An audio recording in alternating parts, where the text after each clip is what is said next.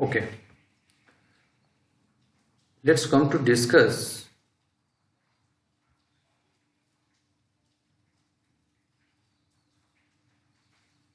in detail about the developmental disturbance of the tooth.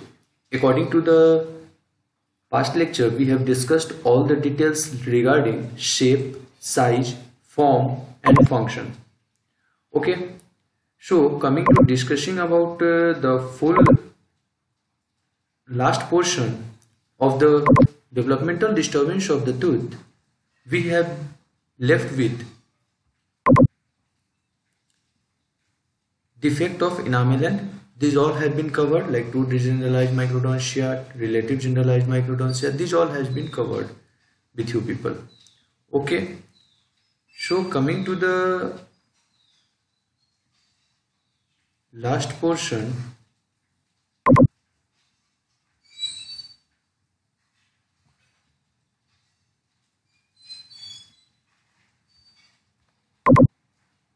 that is related to the defect in enamel. These all has been covered. Mesodense, this is just a brush up portion. Number eruption, enodontia, etc. These all has been covered for you people. Okay, these all have been covered. Now shape and form, crown fusion, gemination, taurodontism fusion, Leon curves, Talon's curves, these all have been covered. You can go and watch in the other videos on the YouTube channel and somewhere in the pop-up I button. Hutchinson incisor, Mulberry molars, those all have been covered in the last lecture. So now come to the last topic, that is defect of enamel and dentine formation. So this was the last. Now coming to the size, number and shape, all have been covered.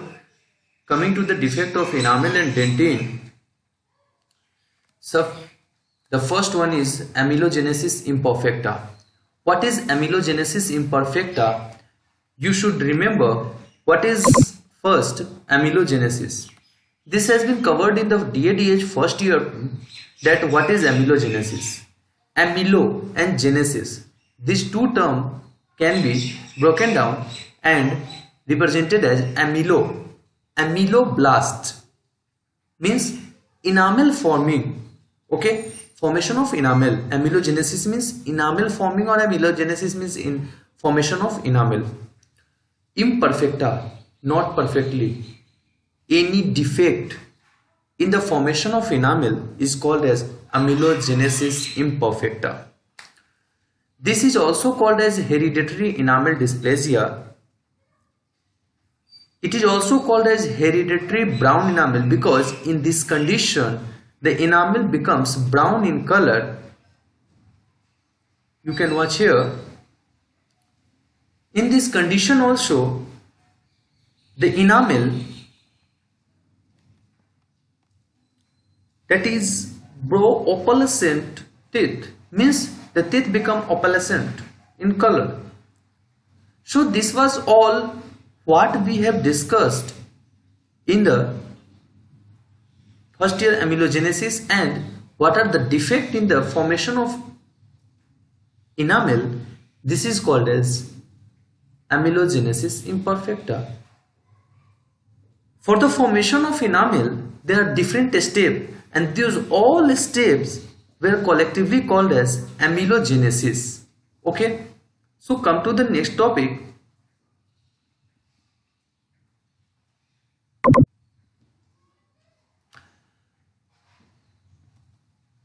That is, it is a group of condition caused by the defect in the gene which code for the enamel matrix protein. मतलब एक ऐसा group of condition है जो कि enamel के matrix protein को formation को बताता है. मतलब यदि कोई डिफेक्ट है इनामिल के मैट्रिक्स फॉर्मेशन में तो उसको यह रिप्रेजेंट करता है. ओके, ये ग्रुप ऑफ कंडीशन है और कुछ जीन होंगे जो कि कोड करते हैं इनामिल के फॉर्मेशन को. तो उसमें अगर कोई डिफेक्ट आ जाए, उस जीन में कोई डिफेक्ट आ जाए और उसकी वजह से इनामिल का फॉर्मेशन डिफेक्टिव हो, एमिलोजेनेसिस इम्परफेक्टा कहलाता है.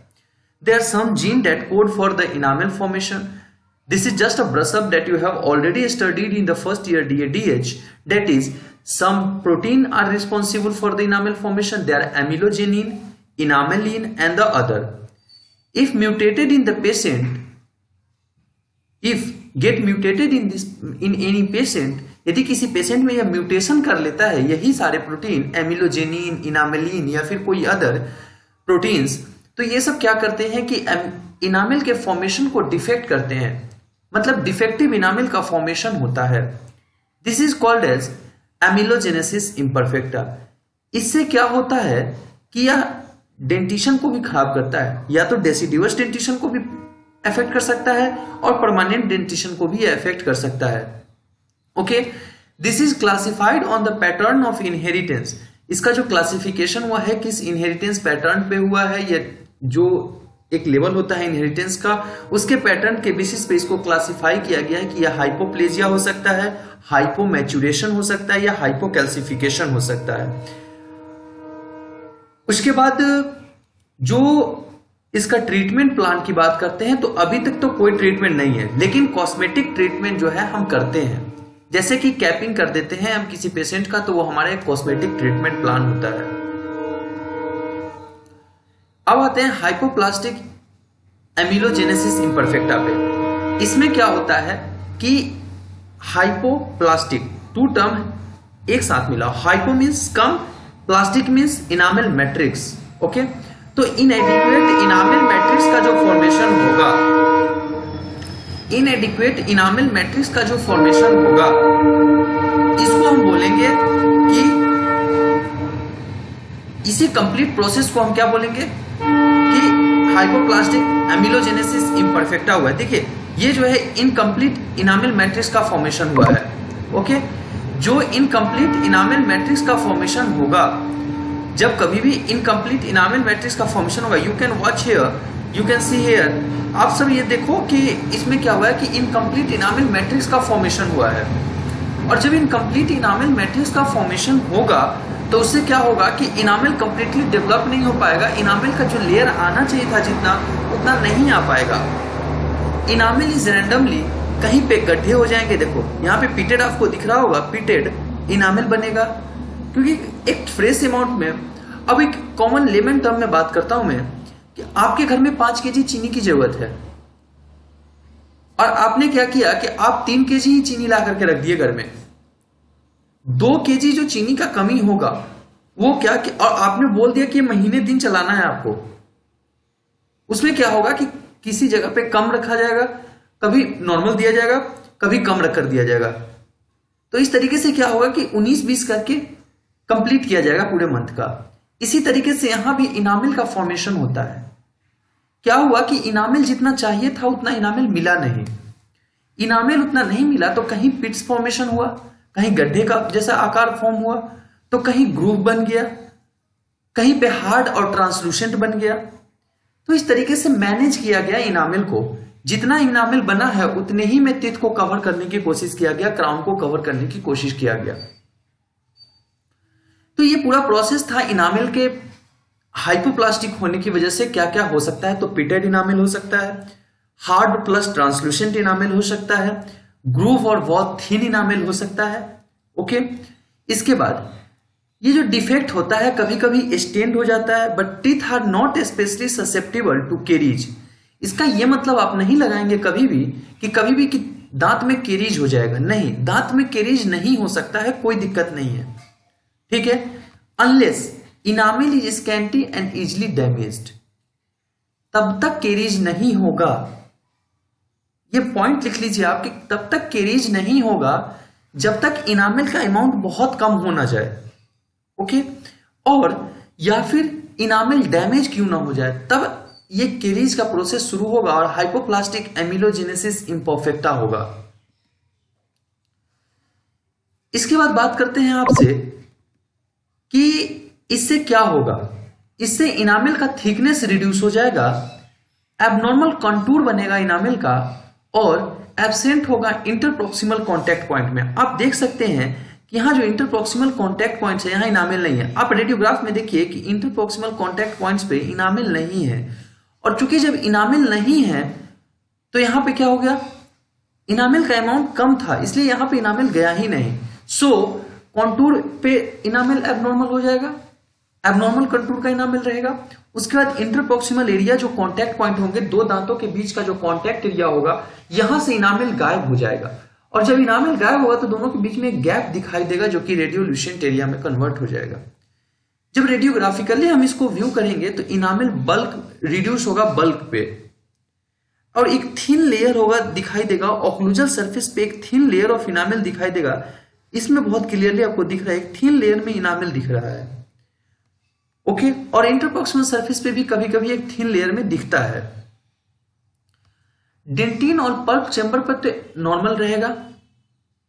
ओके, डेंटिन और पल्प चैम्बर जो होगा वो अपीयर होगा एकदम नॉर्मल, कोई ट्रीटमेंट इनसे अभी रिक्वायर्ड नहीं है जनरली। ठीक है, एक एस्थेटिक ट्रीटमेंट आप दे सकते हैं।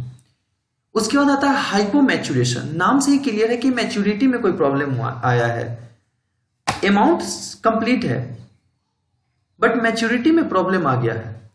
फिर इसको एक लेमन टर्म में लेता हूं, आपके घर में रोटी बनना था, रोटी आपको 5 खानी है, 5 रोटी आपके पास रख दिया गया, लेकिन हुआ क्या, कोई रोटी कच्चा है, पूरे ठीक से पकाया नहीं गया है, कोई रोटी ज्यादा ही पका दिया गया है। तो ज्यादा पकाने वाला तो सिचुएशन ही नहीं है, यहां पे क्या है, कम पकने वाला सिचुएशन है कि इनामिल का फॉर्मेशन होना था, इनामिल कंप्लीट फॉर्म हुआ, कोई पिट्स नहीं है, कोई ग्रूव्स नहीं है, लेकिन इमैच्योर इनामिल फॉर्म हुआ, उसका मैच्योरेशन ही प्रॉपर नहीं हुआ। तो enamel is normal in the form on the eruption but they may be opaque, white to brownish to yellow colour. Yes, white colour का भी हो सकता है, ब्राउनिश कलर का भी हो सकता है, और लगेगा कि कोई स्टेन लगा हुआ है, इस टाइप का दिखेगा वो ब्राउनिश कलर में, येलो कलर में दिखेगा। फिर सॉफ्टर देन नॉर्मल, क्योंकि मैच्योरेशन ही प्रॉपर नहीं हुआ तो उसका हार्डेस्ट सबस्टांस इनामिल होता है और उसमें इनऑर्गेनिक मैट्रिक्स का प्रॉपर इन्वॉल्वमेंट ही नहीं हो पाया, उसमें अच्छे से इनऑर्गेनिक मैट्रिक्स मिला ही नहीं। और जब इनऑर्गेनिक मैट्रिक्स नहीं मिला तो क्या हुआ, वो सॉफ्ट मटेरियल बन चुका है। उसके बाद ये कभी कभी क्या होता है कि जब हार्ड प्रेशर पड़ता है ना तो चिप ऑफ होने लगता है अंडरलाइन डेंटिन से। जो रेडियोग्राफिकली हम देखेंगे तो ये क्या करेगा, ये इनामिल एग्जिबिट करेगा radio density similar to dentin.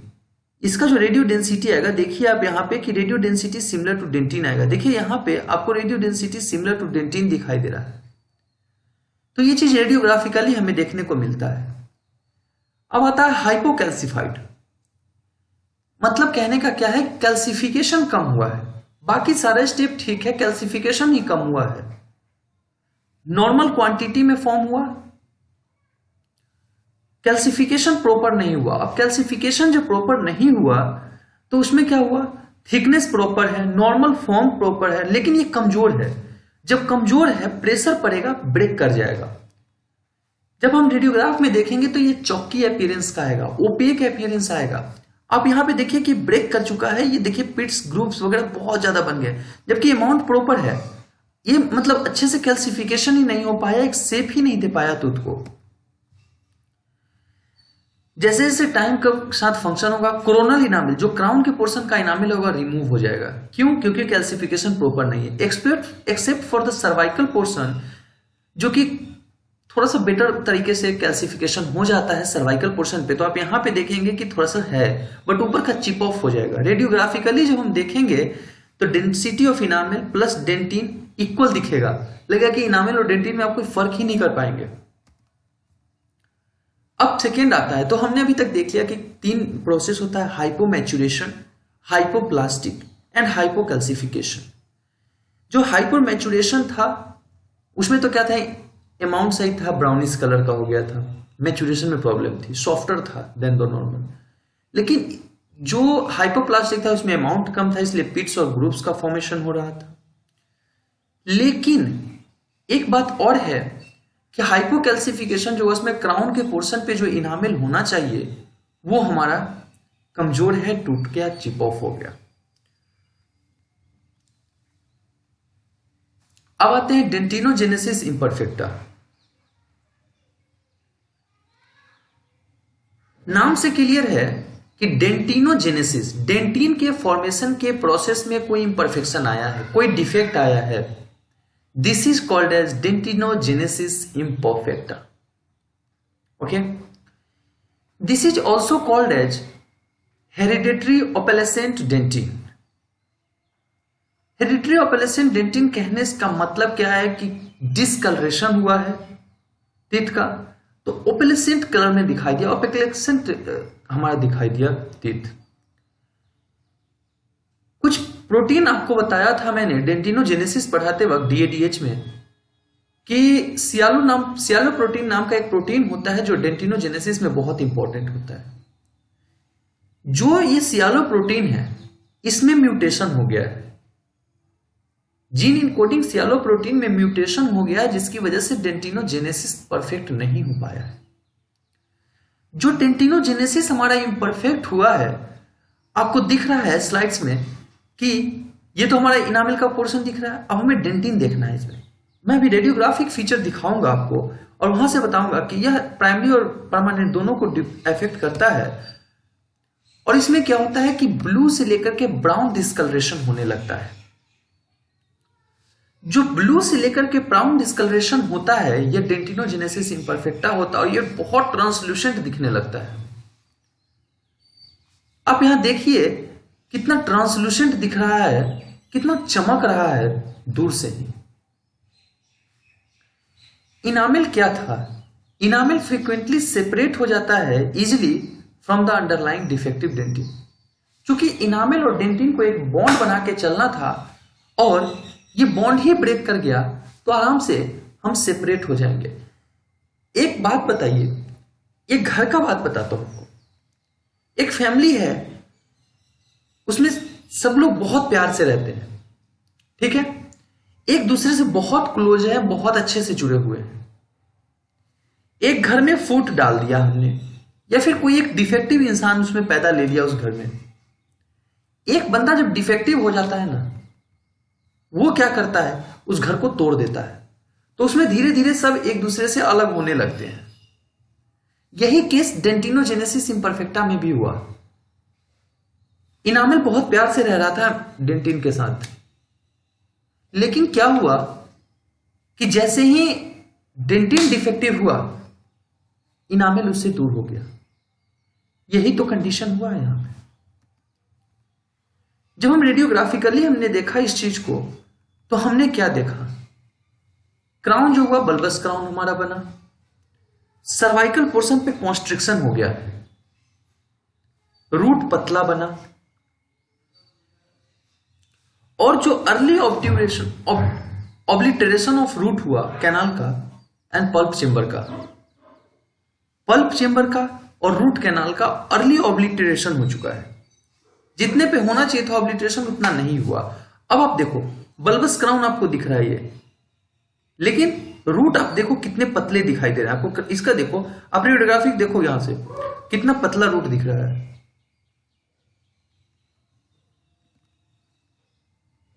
Treatment, हमें कोशिश करना है कि लॉस ऑफ जो इनामिल हो रहा है उसको रोकना है। कैसे रोकेंगे? तो हम क्या करेंगे, कास्ट मेटल क्राउन दे देंगे पोस्टीरियर पोर्शन पे। ओके, कास्ट मेटल क्राउन आप प्रोस्थो में बना के देते हो पेशेंट को। उसके बाद जैकेट क्राउन दोगे ऑन द इंटीरियर टीथ, मतलब एक कैपिंग करेंगे हम। सिंपल सी बात, मैं लेमन टर्म में बात करूं तो एक कैपिंग करेंगे हम, क्राउन कैपिंग। ओके, क्लासिफिकेशन हुआ है डेंटिनोजेनेसिस इम्परफेक्टा का, टाइप 1, टाइप 2 एंड टाइप 3। जो टाइप 1 होता है इसमें क्या होता है, वैसे फैमिलीज में होता है जिसमें ऑस्टियोजेनेसिस अच्छे से नहीं हुआ है, बोन का फॉर्मेशन अच्छे से नहीं हुआ है, उनके फैमिलीज में होता है ये चीज। इसमें primary teeth more commonly affected होते हैं परमानेंट के कंपेरिजन में। रेडियोग्राफिकली हम देखते हैं तो रूट का ऑब्लिटरेशन दिखाई देगा, पार्शियल और टोटल रूट ऑब्लिटरेशन, और pulp chamber, root canal by continuous formation of dentin. Root जो होंगे वो शॉर्ट हो सकते हैं, ब्लंटेड होगा, सीमेंटम, पेरियोडोंटल मेम्ब्रेन और बोन एकदम नॉर्मल दिखाई देंगे। टाइप 2 जो डेंटिनोजेनेसिस इम्परफेक्टा होता है, इसमें क्या होता है कि ये किसी भी ओडोंटोजेनेसिस के साथ एसोसिएटेड नहीं होता है, ठीक है, बट ये रेफर क्या करते हैं, हेरिडेटरी ऑपलेसेंट डेंटिन को। एंड इसमें क्या होता है कि डेंटिन में एबनॉर्मल होता है और कोई बोन इन्वॉल्वमेंट नहीं होता। टाइप 1 में क्या था कि बोन का इन्वॉल्वमेंट था, ओडोंटोजेनेसिस के साथ ये अपीयर था, सीमेंटम, पेरियोडोंटल मेम्ब्रेन और बोन इसमें नॉर्मल दिखाई दे रहे थे, रूट शॉर्ट था, ब्लंटेड थे ये। लेकिन टाइप 2 में क्या था कि इसमें कोई बोन का डिजीज नहीं होगा, ठीक है, डेंटिन में कोई एबनॉर्मलिटी नहीं होगी, सॉरी ओनली डेंटिन में एबनॉर्मलिटी होंगी, कोई बोन में एबनॉर्मलिटी नहीं होगा। ओके, हाँ जी, आवाज आ रही है? ओके, अब आपको क्या करना है कि रेडियोग्राफिकली जब आप देखोगे टाइप 2 को तो उसमें क्या दिखाई देगा कि पार्शियल या टोटल रूट ऑब्लिटरेशन दिखाई देगा ऑफ द पल्प चेंबर। ये क्या था, टाइप 1 में भी देखने को मिला आपको। इसके साथ में रूट कैनाल में भी ऑब्लिटरेशन होगा, ये भी देखने को मिला। अब आप बोलोगे सर डिफरेंस क्या है इसमें, हमें तो दोनों सेम दिखा है। बिल्कुल डिफरेंस अब आपको बताऊंगा। यहां पे क्या होगा कि कंटिन्यूड फॉर्मेशन ऑफ डेंटिन होगा।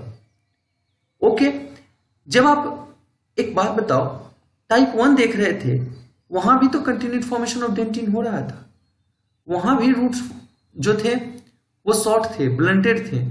ऐसा क्यों है? क्योंकि सब तो डेंटिनोजेनेसिस इम्परफेक्टा का ही केस है। लेकिन डिफरेंस कहां है? वो ऑस्टियोजेनेसिस इम्परफेक्टा के साथ एसोसिएटेड है टाइप 1, ये ऑस्टियोजेनेसिस इम्परफेक्टा के साथ एसोसिएटेड नहीं है। अब देखो, डेंटिन के फॉर्मेशन में ही डिफेक्ट आ गया है तो रेडियोग्राफ तो सेम आएंगे ना भाई। रेडियोग्राफ में कोई प्रॉब्लम आएंगी क्या? नहीं।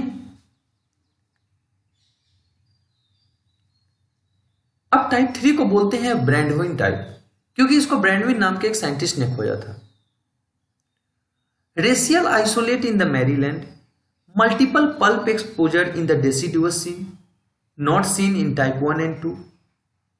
जो कि ये टाइप 1 और 2 में मल्टीपल पल्प एक्सपोजर नहीं दिखाई दे रहा था, यहां पे पल्प एक्सपोजर मल्टीपल दिखाई देगा। पेरी अपाइकल रेडियोग्राफ जब हम लेते हैं उसमें रेडियोल्यूसेंसी दिखता है। इनामिल तो नॉर्मल दिखते ही हैं, large size of pulp chamber दिखेगा, शॉर्ट पल्प चेंबर नहीं हो, लार्ज साइज का पल्प चेंबर होगा, मतलब रूट बड़ा होगा।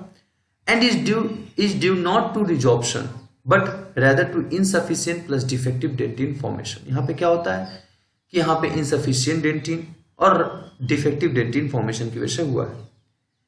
इसको हम बोल देते हैं रूटलेस टूथ। क्यों? क्योंकि पल्प का चेंबर ही इतना ऑब्लिटरेट कर जाता है, इसलिए हमको रूटलेस टूथ बोलना पड़ता है।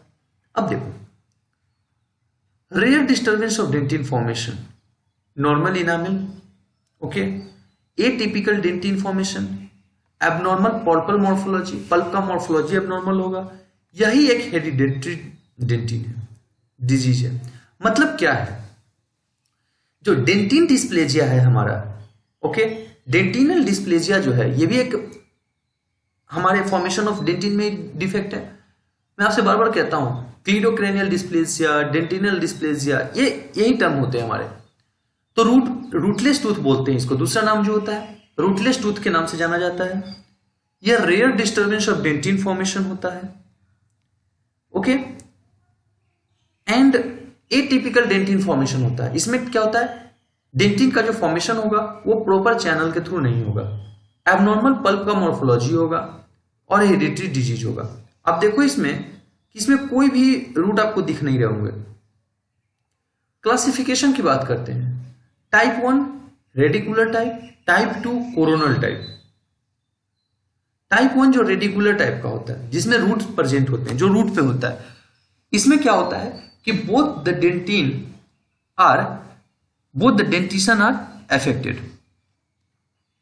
ओके। जब दोनों डेंटिशन अफेक्ट होती हैं और ये दोनों जो डेंटिशन होंगे वो नॉर्मल कलर के होंगे, पेरियापाइकल लीजन देखने को मिलता है आपको। उसके बाद प्री मैच्योर टूथ लॉस में आकर प्री मैच्योरली टूथ का लॉस हो जाएगा बिकॉज ऑफ शॉर्ट रूट और पेरियापाइकल इंफ्लामेटरी लीजन। जब रेडियोग्राफ में आप देखोगे तो बहुत छोटा छोटा रूट दिखेगा। आप मोलर्स का रूट देखो कितना छोटा दिख रहा है, आप यहां पे देखो ये भी कितना छोटा रूट दिख रहा है। Pulp almost completely obliterated, pulp जो होगा ऑब्लिटरेटेड होगा। पेरियापाइकल रेडियोल्यूसेंसी देखने को मिलेगा। अब इस केस में क्या होता है, ग्रेनुलोमा का फॉर्मेशन हो सकता है, सिस्ट हो सकते हैं, क्रोनिक एब्सेस हो सकता है। अब टाइप 2 जो होता है कोरोनल टाइप होता है। इसमें क्या होता है, जो कलर होता है वो प्लेसेंट टाइप का होता है, बिल्कुल डेंटिजिनस इम्परफेक्टा की तरह, डेंटिनोजेनेसिस इम्परफेक्टा की तरह। परमानेंट डेंटिशन एकदम नॉर्मल आते हैं इसमें पेशेंट में। Coronal pulp are usually large and thistle, okay, tube appearance, एक ट्यूब की तरह अपीयर होता है। कोरोनल पल्प जो होता है, देखो एक ट्यूब के टाइप अपीयर हो रहा है ना आपको यहाँ पे, तो एक ट्यूब के टाइप में अपीयर होते हैं and filled with globules of abnormal dentin. जब रेडियोग्राफ हम देखते हैं डेसिडुअस टूथ का, तो उसमें दिखता है कि भाई बहुत छोटा रूट है, पल्प जो है बहुत कम, ऑलमोस्ट ऑब्लिटरेटेड हो चुका है। परमानेंट टीथ की बात करते हैं तो एबनॉर्मली लार्ज होते हैं, chamber in the coronal portion of the tooth. अब रीजनल ओडोंटो डिस्प्लेजिया, इसको हम बोल देते हैं ओडोंटोजेनिक डिस्प्लेजिया या ओडोंटोजेनेसिस इम्परफेक्टा या घोस्ट टीथ। घोस्ट टीथ के नाम से तो बहुत बार ये क्वेश्चन आता है, ये मोस्ट इंपॉर्टेंट में आप लिख लो इसको। ये जो घोस्ट टीथ है, ये कंडीशन क्या है, एक या एक से ज्यादा टीथ जो होते हैं लोकलाइज्ड होते हैं और ये अफेक्टेड होते हैं। इसमें क्या होता है, मैक्सिलरी टीथ ज्यादा कॉमनली अफेक्टेड होता है than the mandibular teeth. Ghost teeth में या फिर रीजनल ओडोंटो डिस्प्लेजिया में जो होता क्या है कि एक से ज्यादा टीथ अफेक्टेड हो सकता है, मैक्सिलरी टीथ ज्यादा कॉमनली अफेक्टेड होता है। अभी तक एटियोलॉजी हमें नहीं पता, बट सम साइंटिस्ट स्टेटेड कि ये जो टीथ होते हैं इरप्शन में ही फेलियर हो जाते हैं। ओके, शेप अल्टर्ड होता है, इरेगुलर अपीयरेंस का आते हैं। रेडियोग्राफ में जब आप देखते हो तो रिडक्शन होता है रेडियो डेंसिटी में, टीथ एक घोस्ट लाइक अपीयरेंस शो करता है, मतलब रूट तो है, क्राउन नहीं है।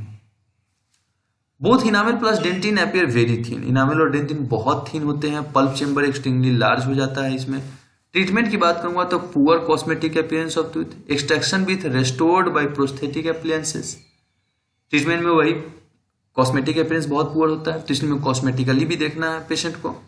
और दूसरा होता क्या है कि प्रोस्थेटिक अप्लायंस देते हैं हम, आरपीडी, सीडी, फिक्स, इस टाइप का हम देते हैं। सेल टीथ उतना नहीं पूछा था, वाइवा में कभी कभी एक्सटर्नल पूछ लेते हैं आपसे। इसमें इनामेल नॉर्मल थिकनेस का होता है, एक्सट्रीमली थीन डेंटिन होती हैं, पल्प चेम्बर इनलार्ज होता है, और थीन डेंटिन जो होता है वो इंटायर टूथ को इन्वॉल्व करके चलता है and isolate to the root and most frequently deciduous teeth में देखने को मिलता है। तो ये तो हमारा कंप्लीट था total developmental disturbance of tooth. As usual मैं हर बार आपको ये बताता हूं कि मैंने कहां कहां से कौन कौन से पोर्शन लिया है। मैंने 2-3 बुक को फॉलो किया है, that is essential of oral medicine and oral pathology Cawson. Neville को भी मैंने लिया है, oral and maxillofacial pathology 3rd edition. उसके बाद मैंने इसमें क्लिनिकल कोरिलेशन और पैथोलॉजिकल कोरिलेशन को भी लिया है। और द मोस्ट इंपॉर्टेंट जो 3rd ईयर पैथोलॉजी में आप फॉलो करते हो, सेफर्स, उसको भी मैंने लिया है। So this was all about the oral pathology, developmental disturbance of tooth. In the 3 portion I have completed this topic because it is very large topic. Cell teeth, regional odontodysplasia, taurodontism, Leong trust, amelogenesis imperfecta, इसमें से जो question आएगा एमिलोजेनेसिस imperfecta पे आ सकता है, ओडोंटोजेनेसिस imperfecta पे आ सकता है, या फिर घोस्ट टीथ पे आएगा। ओके, डेंटिन डिस्प्लेजिया बहुत कम पूछा गया, बट समटाइम्स ये आज करते हैं, वाइवा में तो बहुत पूछा जाता है।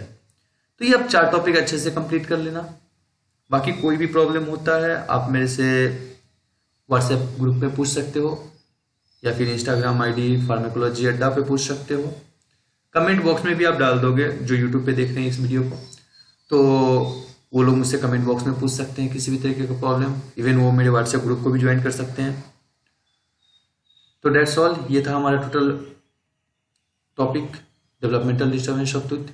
इसके बाद जो मैं टॉपिक लूंगा आप लोग के साथ वो होगा हमारा सिस्ट का, क्योंकि मैं एक डेवलपमेंटल डिस्टर्बेंस एक सिस्ट, एक डेवलपमेंटल डिस्टर्बेंस एक सिस्ट लेना चाह रहा हूँ। Thank you, that's all for today. For those who are watching me on YouTube, please do like, share and subscribe my channel pharmacology Adda, so because you all are my motivation, and if I am able to make you understand the topic easily, it will be a pleasure for me. And if you subscribe and like my video, thank you.